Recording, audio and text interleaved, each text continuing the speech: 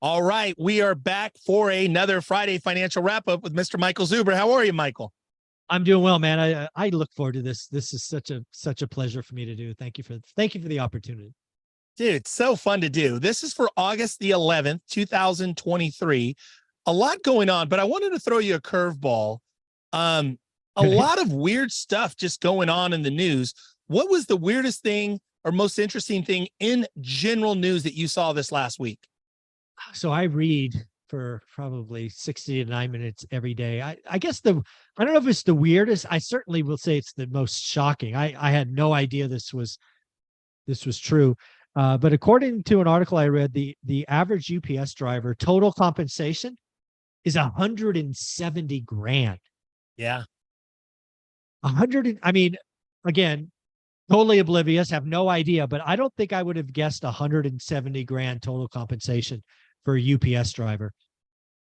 It that blew me away. I had to go make sure that wasn't fake news. It was pretty eye-opening. It's interesting. We had there was a thing kind of popularized. I knew several what we called brown truck millionaires, guys that worked at UPS Makes that sense. were really diligent about saving and investing in real estate, who even like one of my cousins, he's like 40, like 48, 49, he's going to retire soon. But even him, he's got several rentals, one rental at a time, not like 20 or 30. He's got like four or five, and he's getting ready to retire. And of course, he's a millionaire. There you go. There you go. Well, you put a curveball on me. I can't let it go without throwing you a curveball. What was one of the weirdest things you read this week? This was interesting. So David Portney, Barstool Sports, he just bought back the company. He sold it, I want to say about 18, 24, 36 months ago, sold the company for $550 million. He just bought it back for $1. They announced that this week. That's interesting. But I think the most interesting thing about it was he did a Instagram post today, like a live, if you will. And he was back in the office, and it was like 9:30, 9:45 in the morning. And there were 3 workers there, and he was losing his shit, losing his mind, basically saying, where is everybody? It's 9:30, it's 9:45 in the morning. There should be about 30 or 40 people in there working. Wow. And I just wondered, the thing that really kind of came to me was, I wonder how many real estate managers, real estate brokers come to the office in traditional real estate offices and are having that same experience. Like, where the hell is everybody? I guarantee you they are. I mean, one of the things, being a little bit older, right? We're both over 50. We've seen a lot of stuff. Yep. And it's going to get very interesting as people kind of buckle up, as it, especially in real estate or mortgage. Yep. The herd's going to get smaller. Yes. And, if you're running an office that used to, be a big top producer with 50 people in various teams, and now you're doing half as much because the market's down 40%, you're going to make some you're going to make some cuts. And trust me, it'll be the people that you don't see that you've made cuts. I've had to sit in a room and cut people before. And one of the easiest things to do is out of sight, out of mind. And you can argue and this, that, or the other thing. It's human nature. So yeah, I think there's a lot of real estate, executives going, where the hell is everybody? And I can only imagine Dave Portnoy losing his mind, going, I overpaid because I bought it for $1. There's nobody here. They should have paid him, right? They should have paid him to take it. That's fine. So, I love it. Well, let's get into our show notes and get right into the show. Sunday, right? This is for Friday, the 11th.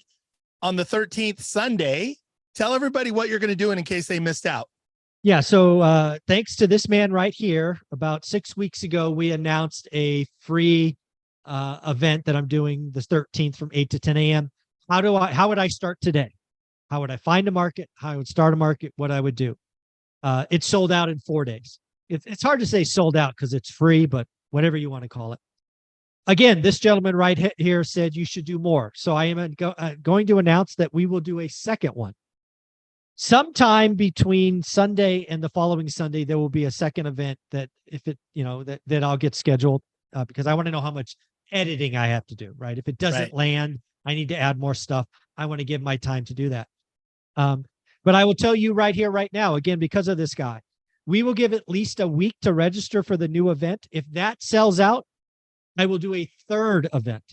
As long as these Let's events, hold on though. Wait, because I want to put this in perspective. I know a lot of people do webinars, a lot of people do free virtual events, things of that nature. And I see in our industry, real estate investment, I see 50, 75 people. I've done them with hitters, with big, and I know to get like 100 plus people is a big deal. How many people are you having on Sunday the 13th? And I want you to really explain, it's sold out. To me, I think that's a proper phrase. okay, It's sold out within what period of time? How many people are going to be on? 500 people, 3.5 days. And the real power of this is no marketing budget. I didn't ask for help from anybody. Nobody promoted it. There was no affiliate. There wasn't like, you weren't touting it every show that you did. You just kind of casually mentioned it. And in fact, even you did it. You and I didn't talk about it. You just casually launched it. And I was like, oh, cool, let's promote it. And you go, well, we can't because it's already sold out at 500. And I'm like, 500 seats. You sold out on a Sunday. By the way, this is a Sunday morning. So a lot of time, I know for me, normally, if you're doing something, I want to be there. But normally on a Sunday morning, I'm going to be with my family. I'm not going to go to some free real estate thing. So 500 people. Yep. And when you running it Sunday the 13th from 8 a.m. 8 a.m. to 10 a.m. So I will tell you right now, the second event won't be on Sunday because I do think I miss a lot of people. Like they go to church, they decompress. It's their day, right? So it will probably be Saturday. If that sells out in a week, 500, I will do a third one on a weekday.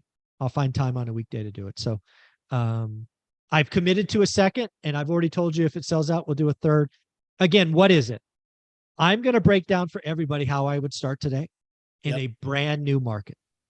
Brand new. I'm not cheating and saying, oh, I'm going to do Fresno because I know it for 20 years. I'm going to give you everything. I'm going to give you the starting blocks, how I would do it. I look forward to it. I've been working this presentation. I have probably spent certainly more than 20 hours, maybe 30 hours kind of putting it together because I haven't had to think about this in a while. So I hope people appreciate for what it is. I love it. So folks, if you're interested in this, a couple things I would say, please like, subscribe, and comment. And Michael reads the comments. I know that it's important to give this man some feedback. So if you would like to attend one of these free events that he's promoting or coming up, where he's going to do a second, maybe a third, maybe not a third though, because it just kind of depends, right? No. Yeah. I mean, believe me, I don't have to spend 2 hours of my life doing this. If it doesn't sell out, that means the audience doesn't want it. So and believe me, that'll be okay. I'll do the second one and be perfectly fine, be perfectly happy. I love it. So let's also just real quick, how far out are you from 50,000 subscribers? Because we didn't talk about this pre-show. I want to promote this. If you're watching this and you're not subscribed, you need to subscribe. How many are you out from 50,000? We are a short 528 to be exact as of right this moment. 528. We are basically 1% away from a goal that I've had for 3 years. 1%. So help me get there. Help this man get there. If you like the show, if you're watching this on Facebook, literally stop right now, pause the video, go to YouTube. If you like this show, please go to YouTube, subscribe, please follow, like, subscribe. We'll talk about 50,000 subscribers at the very end. Also, I'll tease that, and we'll talk about what you're going to do and what happens with 50,000. I love it. So let's keep going. So CPI, what is it? What happened this week and your thoughts on it? Yeah. So CPI, again, we talk about 4 numbers, right? There's headline and core, there's month on month and year on year. So first thing to note is headline went up for the first time in 13 months. For 13 months, it went from 9.1 all the way to 3%. It went up for the first time in 13 months. It went to 3.2%. Less than expected. Expectations were 3.3. So it went up to 3.2. All the other numbers came in as expected. 0.2% month on month. Core came down to 4.7. So core is still coming in. Probably the most shocking number, and this is from a guy who's been doing this a while. Of the inflation that was reported this period, 90% of it was shelter related. Interesting. And if you've been following my channel and our weekly discussions for months now, I've been telling you that I believe shelter rolls over in August, which will show up in the September report. So we may have just had the peak shelter inflation, 90%. That means if shelter wasn't in the number, we would be possibly deflation. So it's going to be interesting to see if I'm right about shelter next month. We shall see. So shelter is the last sticking point of CPI, and you believe that it rolls over. Let me ask you, with this number that was reported, anything with the Fed? I mean, do you see?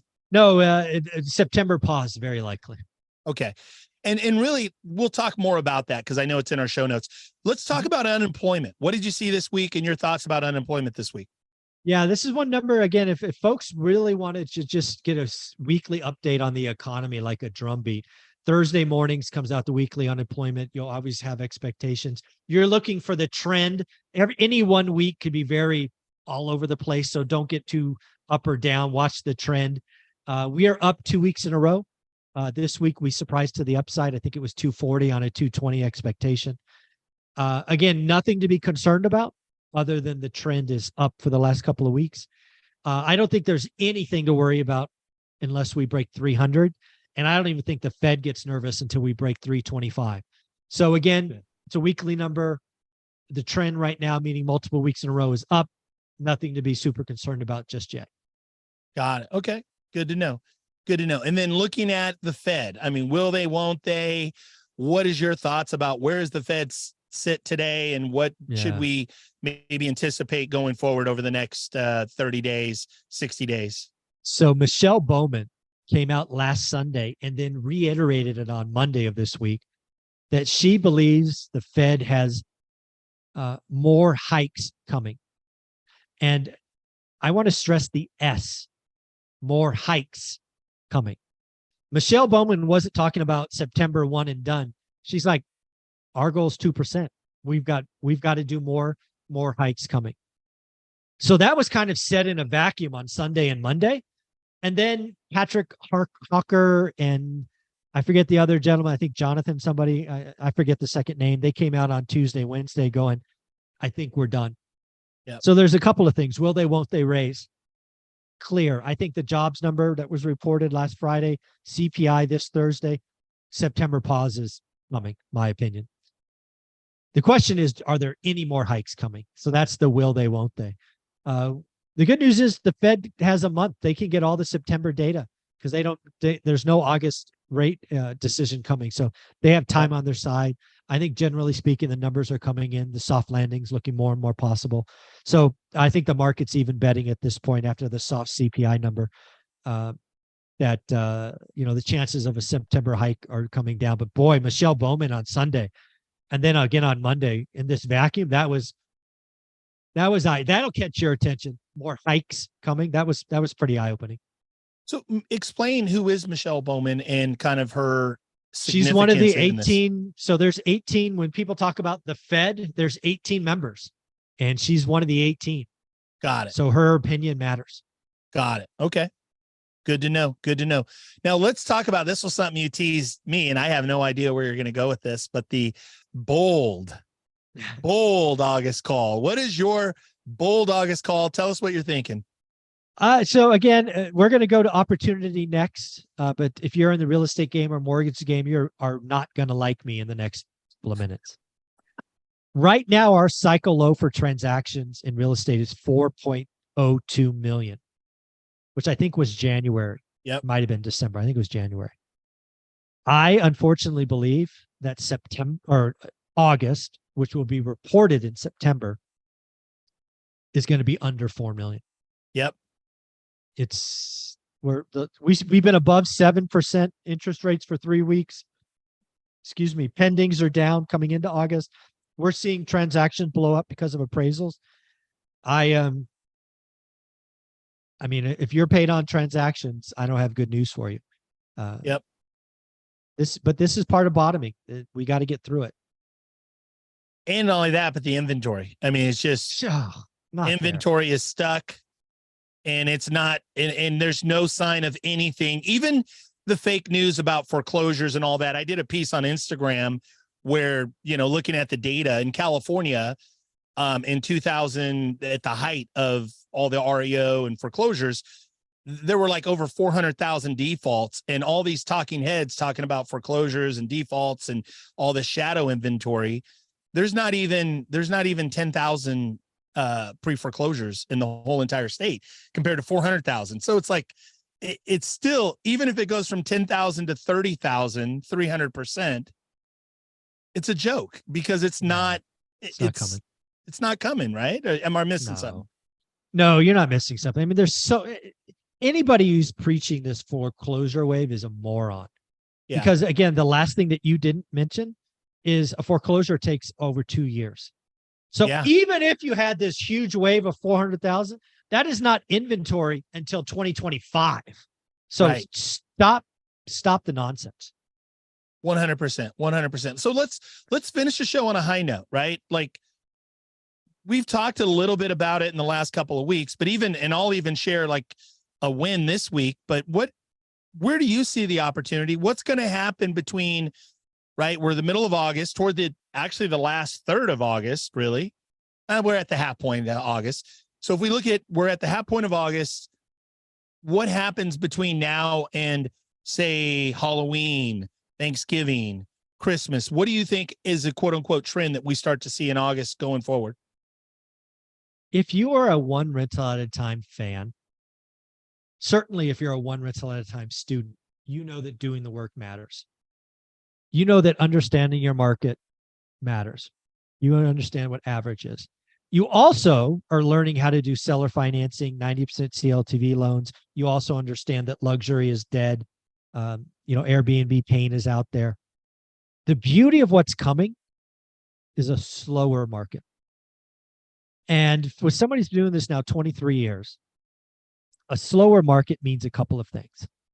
First, it means it is remarkably easy or easier to find motivated sellers.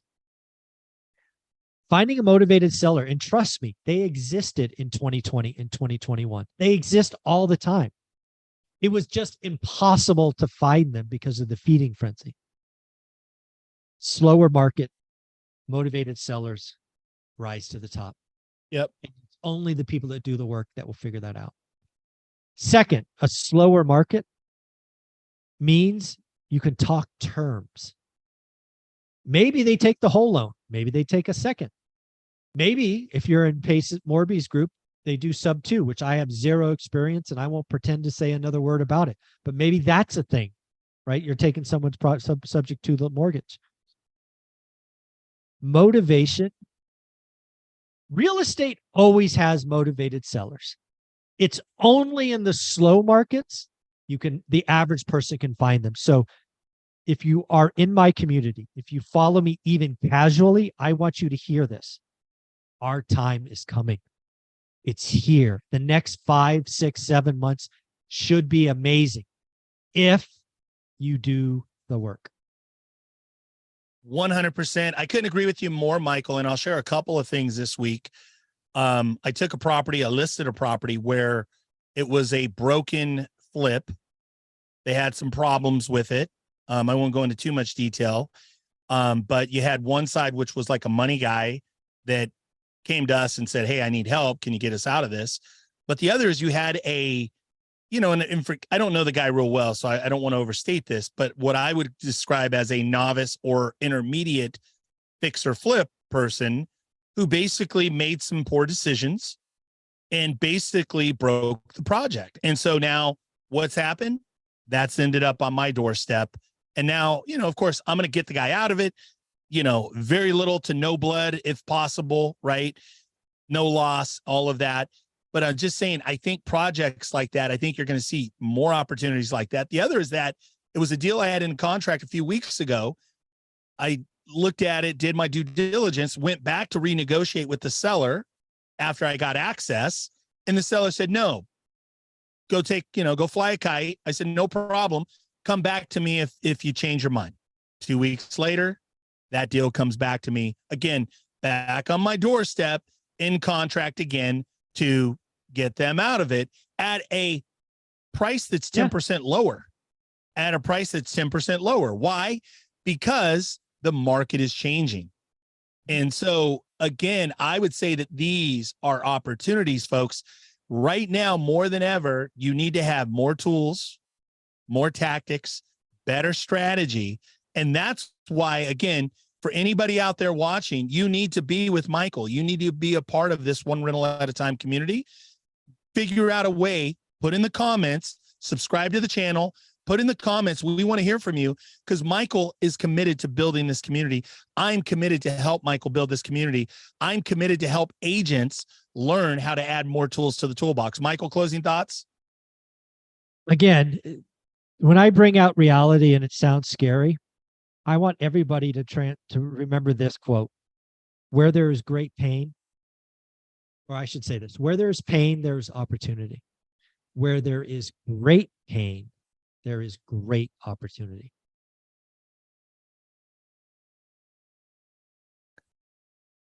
Mic drop. I love it. Hey, folks, subscribe. We forgot to come back. What are you going to do when you hit 50,000 subscribers, Michael? We're going to throw a party in Vegas. We're going to throw a multi-day event. You are going to get to meet the people like Ty in person because he will be a featured speaker. In fact, I've already have Ty kicking us off. I was lucky enough to have Ty kick us off in our Fresno event. So he's going to be kicking us off.